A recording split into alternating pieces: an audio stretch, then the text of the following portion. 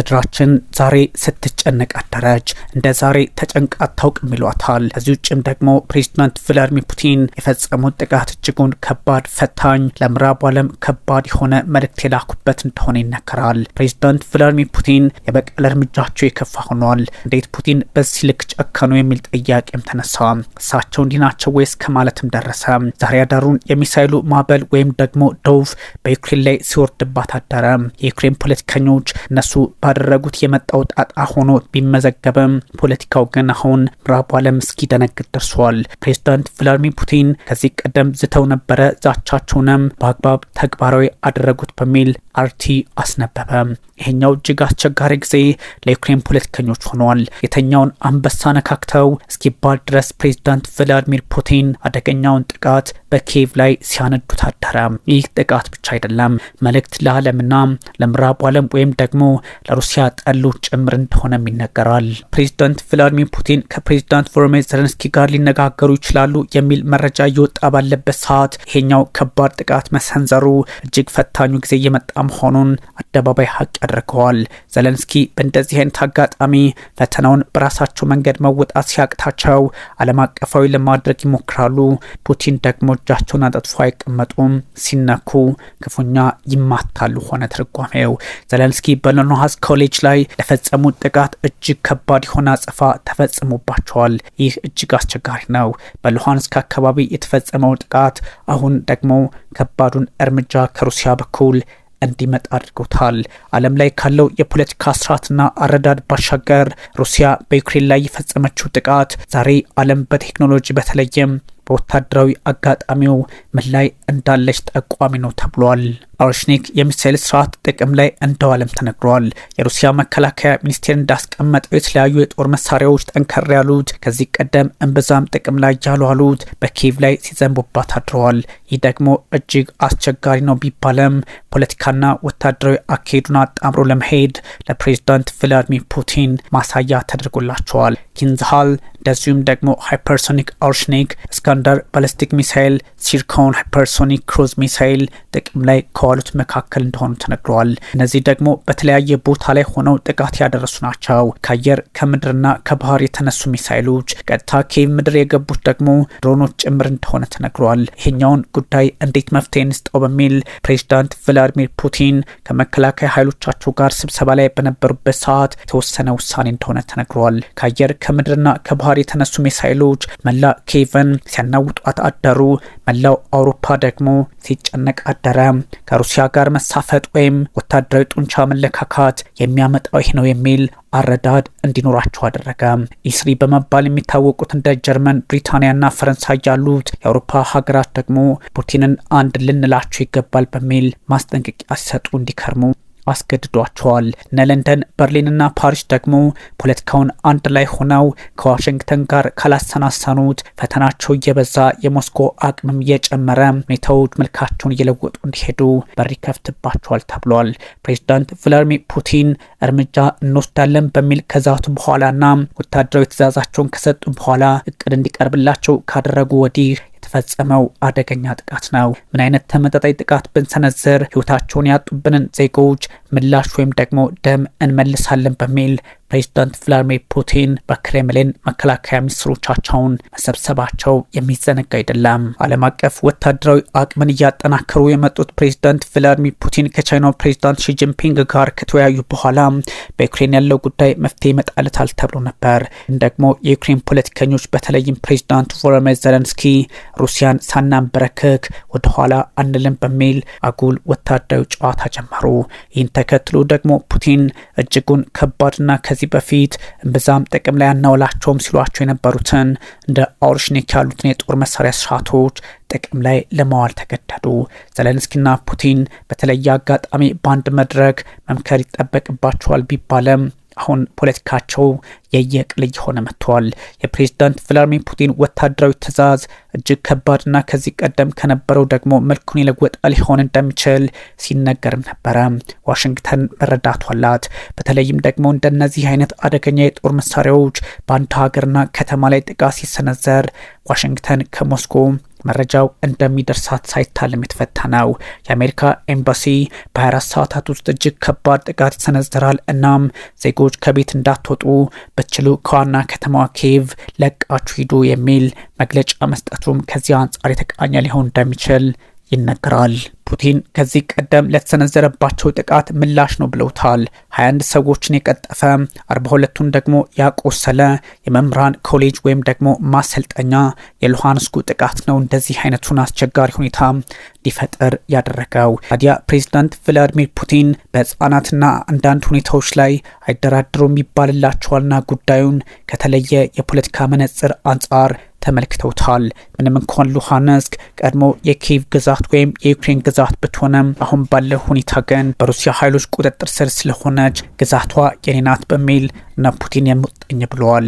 ጥቃቱን በእርግጥ ሩሲያ ትጠብቀናለች ብለው ባሰቡበት አካባቢና ሁኔታ የተፈጸመ በመሆኑ ኪየቭ አሁን ያለውን የፖለቲካ ልምምዷን እጅግ አደገኛ እያደረገችው እንደሆነ ፍንጭ ይሰጣል ተብሏል። ተማሪዎችም ሆኑ መምህራኖች ጉዳት ደረሰባቸው ማለት የሩሲያ ቀጣይ ትውልድም ጫና ውስጥ ገባ ነው። እጅግ ፈታኙን ጊዜ መቋጫና በጅለታለን ፕሬዝዳንት ቭላዲሚር ፑቲን አሁንም በመዛት ላይ ናቸው። የዩክሬን ወታደራዊ ማዘዣዎችና መቆጣጠሪያዎች በተለይም ደግሞ የህዝብ ስልጠና መስጫዎች ላይ ጥቃቱ መፈጸሙን ኢላማውን በዛ ልክ መሳካቱን የሩሲያ መከላከያ አስቀምጧል። የአየር ኃይል ሰፈር፣ የሀገሪቱ መከላከያ ኢንዱስትሪዎችና ማቅረቢያዎች በተለየ አጋጣሚ ከጦሩ ጋር ግንኙነት አላቸው የተባሉ ሁሉም ተመተዋል ብለዋል።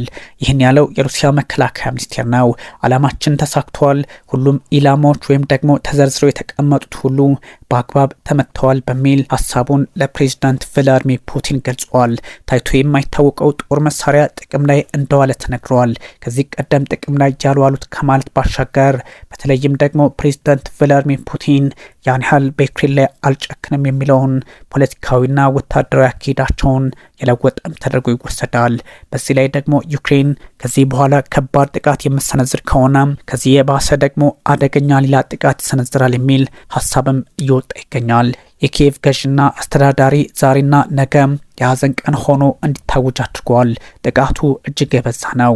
ምንም እንኳን የሞቱ ሰዎች ቁጥር አነስተኛ ቢሆንም ፖለቲካዊ አንድምታውና ነገ ከነገ ወዲያ ሊፈጠር የሚችለው ጉዳይ እጅግ አስቸጋሪ መሆኑን ግምት ውስጥ በማስገባት ብሔራዊ የሀዘን ቀን አድርጎታል።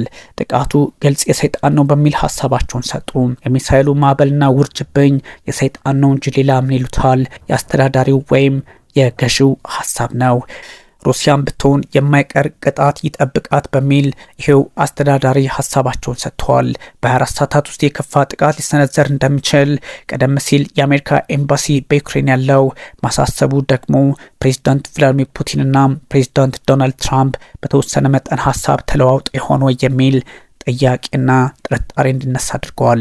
በዚህ ላይ ደግሞ ሩሲያ ከዚህ ቀደም እጅግ አደገኛ ተብለው በዓለም አደባባይ ላይ የታዩትን ግን ደግሞ ጥቅም ላይ ያልዋሉትን የጦር መሳሪያዎች ከዚህ በኋላ ጥቅም ላይ ልታውላቸው እንደምችል ማሳያና ምልክቱም ሆኗል። ሳርማት የተሰኘው የጦር መሳሪያ ደግሞ ወደ ጦር ሜዳ ለመግባት ጫፍ ላይ ነውና እንዳይጠቀሙበትም እጅጉን ስጋቱ የከፋ ሆኗል። ሳርማት ሰይጣን 2 በሚል በምዕራባውያኑ የሚጠራ ነው። ምን ያህል አደገኛና አውዳሚ እንደሆነ ጠቋሚ በመሆኑ ነው ይህን ስያሜ ያገኘው። የሰሜን አትላንቲክ የጦር ጥምረቶች በባልቲክ አካባቢ ደግሞ ከሩሲያ ጋር በተለየ እየተተናኮሱ ይገኛሉና የሩሲያና የሰሜን አትላንቲክ የጦር ጥምረት እንዳይሆን ስጋትም አለ። ለላቲቪያ ያሉ ሀገራት የባልቲኮቹ ማለት ነው በዚህ እንቅስቃሴ ውስጥ ገብተዋል። የዩክሬንን ድሮኖች በማስተናገድ ሩሲያ ላይ ጥቃት እንዲሰነዘር ያደርጋሉ የሚል መረጃ እየወጣ ነው። ፕሬዚዳንት ቭላዲሚር ፑቲን የአየር ክልሏን ላቲቪያ እንደዚሁም ደግሞ ሌሎች ባልቲኮች የአየር ክልላቸውን ጨምሮ ግዛታቸውን እየሰጡ ሩሲያን የሚያስመቱ ከሆነ አይደለም ኔቶ ማንም ኃይል አያድናቸውም በሚል ዝተውባቸዋል። ኔቶ እንደሚታወቀው 32 አባል ሀገራት ያሉ ሲሆን አንዱ ሲነካ ሌላው አብሮ እንዲቆም አንቀጽ 5 ያስገድደዋል። በአሁኑ ሰዓት ግን ፕሬዚዳንት ዶናልድ ትራምፕ በተለይም በመካከለኛው ምስራቅ ጉዳይ ላይ ጥርሳቸውን ነክሰዋልና የኔቶ ጉዳይ ፈታኝ ሊሆን ይችላል ተብሏል። ኔቶ በዚህ ልክ አቅሙን እያጠናከረ ቢሄድም በባልቲክ አካባቢ ያለውን ፖለቲካ ይቆጣጠራል ቢባልም ግን ከሩሲያ በኩል ያለው ኃይል እጅግ እየበረታ መጥቷል። ለዚህ ደግሞ እነ ፕሬዚዳንት ዶናልድ ትራምፕ ከፑቲን ጋር መወያየትን እየመረጡ መምጣታቸው ስጋቱን ያከፋባቸዋል። ኔቶዎች በዚህ አጋጣሚ ዛሬ ጡንቻቸውን ካላጠናከሩ ሩሲያው ፕሬዚዳንት ቭላድሚር ፑቲን ከኦርሽኒክ እስከ ሳርማት ወይም ደግሞ ሰይጣን 2 ድረስ እየተጠቀሙ ሊያተራምሷቸው ይችላል ተብሏል። በዛ ላይ ደግሞ ፖሴይዶን የተሰኘውን የጦር መሳሪያ ስርዓት ውሃ ሰርጉዶ የሚገባ ከፈለገ ደግሞ ለንደንን ሙሉ በሙሉ ማውደም የሚችለውን የጦር መሳሪያም እንደዚሁ ወደ ስራ ሊያስገቡት ይችላሉ ይባላል። ግን ፕሬዚዳንት ቭላድሚር ፑቲን ያን አላደርገውም፣ ከመጡብን ግን ምን ምርጫ አለን በሚል ሀሳብ እየሰጡ ይገኛል። ባልቲኮች በተለይም ላቲቪያ፣ ኤስቶኒያና ሊቱዌኒያ በካሊኒንግራድ ስዋሊክ ጋፕ አማካኝነት የተለያዩ ትንኮሳቸውን በማድረግ ላይ ናቸውና እጅግ አስፈሪ ጊዜ ሊመጣ ይችላል የሚል ትንታኔም ተሰጥተዋል። ሩሲያ የዩክሬኗ ዋና ከተማ ኪየቭ ላይ መጠነ ሰፊና ብርቱ የተባለ የበቀል ጥቃት መሰንዘሯ መነጋገሪያ የሆነበት ሚስጥርም ፑቲን ነገ ምን ሊያደርጉ ይችላሉ የሚለውን ታሳቢ በማድረግ ነው። በኪየቭ ግዛት ውስጥ በጥቅሉ 4 ሰዎች ህይወታቸውን አጥተዋል። ብሔራዊ የሀዘን ቀን ተብሎ የታወጀው 4 ሰዎች ህይወታቸውን ስላጡ ብቻ እንዳልሆነ ግን ግምት ውስጥ መግባት አለበት። ይህ ጥቃት በአፍሪካ ወይም ደግሞ በመካከለኛው ምስራቅ ውስጥ ቢሆን ኖሮ በዚህ ከባድ ጥቃት አይደለም 4 ሰዎች ከ4000 በላይ ሰዎች ህይወታቸውን ባጡ ነው ጉዳዩ። ግን ደግሞ ጥቃቱ ኢላማውን የጠበቀ በመሆኑ በዚህ ልክ የሰው ህይወት አላለፈም። 40 የሚሆኑ አካባቢዎች ከፍተኛ ውድመት የደረሰባቸው ሲሆን ከ60 በላይ ሰዎች ደግሞ ቆስለዋል አሊያም ጉዳት ደርሶባቸዋል። ፕሬዚዳንት ቭላድሚር ፑቲን ዩክሬን በሉሃንስክ ኮሌጅ የተማሪዎች ዶርሚቶሪ ላይ ጥቃት አድርሳ ቢያንስ 18 ሰዎች ህይወታቸውን ማጣታቸውን ተከትሎ የበቀል እርምጃ ለመውሰድ መዛታቸውም አይዘነጋም። ከሩሲያ በኩል የሚወጡ መረጃዎች ግን 21 ሰዎች ህይወታቸውን አጥተዋል ይላሉ። ሞስኮ 600 ሰው አልባ አውሮፕላኖችን ወይም ድሮኖችንና 90 ከአየር ባህርና ምድር የተወነጨፉ ሚሳይሎች በኪየቭና በአካባቢው ላይ ተጠቅማለች። የዩክሬን አየር መከላከያ ስርዓት 549 ድሮኖችንና 55 ሚሳይሎችን አክሽፈዋል።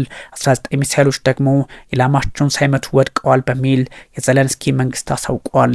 ይህ በእርግጥ ምን ያህል እውነት ነው የሚታይ ይሆናል። ፕሬዚዳንት ዘለንስኪ ሩሲያ ለመከላከል አስቸጋሪ የሆነውን ኦርሽኒክ ሚሳይል ስርዓትን ተጠቅማብናለች በሚል ወቅሰዋል። ከሩሲያ ፖለቲከኞችና የመከላከያ ሚኒስትር በኩልም ይህ ተረጋግጧል። በዩክሬን የአሜሪካ ኤምባሲ የሩሲያ አደገኛ ጥቃት ልትሰነዝር ትችላለች በሚል ማስጠንቀቂያ መስጠቱን ያስታወሰው የአርቲ ዘገባ ሁኔታዎች አሁንም በሩሲያ ላይ ጥቃት የሚሰነዘር ከሆነ ከዛሬው ይከፋል በሚል ለማስቀመጥ